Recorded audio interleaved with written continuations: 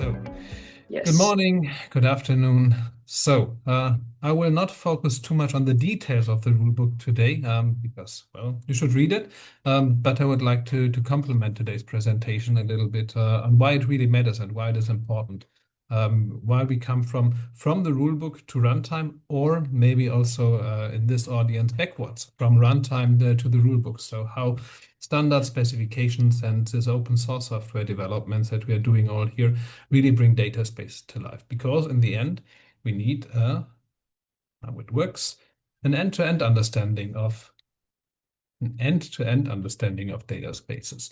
That is an important thing. It's not only about APIs, and then it's not only about you as a software developer to build all those things on your own. And I think we saw it quite nicely in the presentations before that it connects to other aspects as well that are not really technical aspects.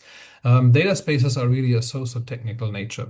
We heard about trust frameworks before, and we heard about the relationship to other external standards for certifications, for example, from PI before. So we really combine a couple of aspects here, being organizational, from your organization perspective, strategic aspects, but also technical elements. And that is just more than only software components. It is more than just software engineering. So if you see a data space project only as a software project, you miss a very important aspect. And this is where I'd really like to emphasize, and why rulebooks and the IDSA rulebooks are really here support and help, because they complement with an overarching perspective the standards, the specifications, like the database protocol and all the others that we're doing in the Eclipse Dataspace Working Group and open source software. Those are inseparable. In the end, we need all those things nicely matched together. And that means for you that it's a combination of governance aspects, so decision making in an organization or in a data space, and technology, and everything in between and beyond. So you must consider all those aspects together, and then you can build successful data sharing ecosystems. So it is really a misconception that if you focus only on the technical aspects, that we can build data spaces and can set up trusted data sharing in the end. We have real world challenges. So at the moment, organizations still are struggling with sharing data because of unclear liabilities, undefined usage rights, and lack of incentives. And those are not technical issues. Technical interfaces, technical specification, open source components support that, but it's not the only thing. And this is where we need higher level frameworks that we see in standards, for example, but also what you see in the IDSA rulebook. It connects the dots, how those things really fits together with open source software, technical specification, standards, and the work that you need to carry out in your organization to really set up meaningful and interoperable data sharing in the end. As said, we are talking here about more social technical systems and data spaces because it needs to be aligned with your business strategy. So your organization needs to understand, why do I want to share data or consume data from everyone else? And that is something that comes from the business leaders, from the top management, to define data sharing purposes. What's the expected value? But also you need to consider legal aspects. In Europe, we have the Data Act, for example. We have other regulations, and we have regulations not only in Europe on data, also in other regions of the world. And we have governance framework. We heard before from a health data space, for example. Those data spaces typically have their own governance frameworks, and you need to bring those things together. And of course, it is also about risk and trust management. If we talk about trust, well, that's the other side of the coin of, well, I do risk management. If I trust someone, I take a certain amount of risk. And this is risk management in an organization. And this also needs to be carried out. And those are things that typically software developers don't do. Software developers focus on technical implementation, that build software, that work on metadata, that work on data and data processing aspects. And in the end, to really be as an organization part of a data space, you need to consider this whole stack. And as said, this is what the IDSA rulebook connects together and explains together. So it is, in the end, a blueprint for your own governance that you need. So the question is, what is your organizational rulebook? Having a general rulebook of a data space, having the IDSA rulebook provides you guidance. But you as an organization, you need to come up with your own rules, with your own setup, with your own processing rules. You need to align it with your objectives. What are your business goals? What are your business objectives? What are the risks that you have? And this is why the rulebook from IDSA is structured really in a modular way to support you in building up your own rulebooks and supporting you in building data spaces or joining data spaces.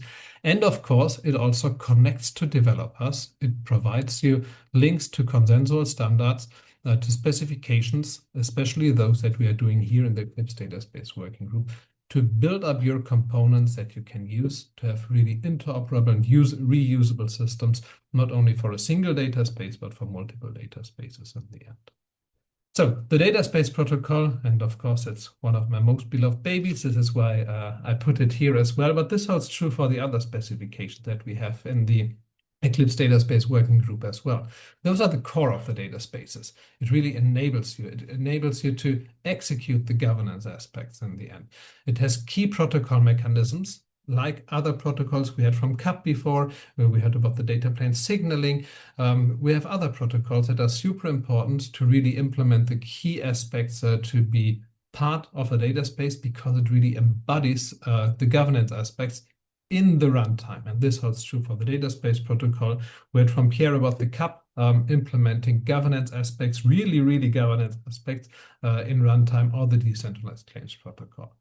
And of course, this is what the rulebook also explains. We have contract negotiation mechanism. We need policy enforcement. And when we want to do policy enforcement, where we need some policy on the one hand side, but how do you satisfy this policy? How can you enforce it? How can you satisfy this? This is where other protocols, where the trust frameworks come in place, and where also, for example, CAPS comes into place to really enable policy enforcement, to describe roles very clearly and who interacts with whom. And then, of course, having trust through identity verification and verification and validation of other claims as well. For example, via the decentralized claims protocol. So when we take a look here at something like an architecture, we have an overarching governance layer where the IDSA rulebook is something like a blueprint, guidance that you need to read and to implement in your organization as data space participant, and to build up a data space governance framework. We describe the interaction layer, how the participants interact with each other, and we clearly link it also to the implementation layers in open source. So this is a very clear separation of concerns where the governance defines the intent. This is what we want to do. We have protocols that define the behavior, and in the end, we have software that really executes those actions. For example, the EDC, the Eclipse Dataspace components that has the required runtime capabilities, that have execution engines for the protocols, is extensible and interoperable, and it is well aligned with the open source world in the end. And this is one example for open source components. Via the Eclipse mechanism that we have here with the specification project, we provide TCKs so that you're not only stuck to a single implementation like EDC. We had from Martin before the TNO connector, and we have a lot of others that are compliant to this, and that is measurable via the TCKs in the end. So I briefly want to also highlight the need for the decentralized claims protocol, because it's one of the key enablers for trust in data spaces. It is for the verification of decentralized identifiers, identities, and other claims. It integrates nicely with the ideas of rulebooks and protocols. And of course, it can also applied in regulated domains and everywhere else, of course.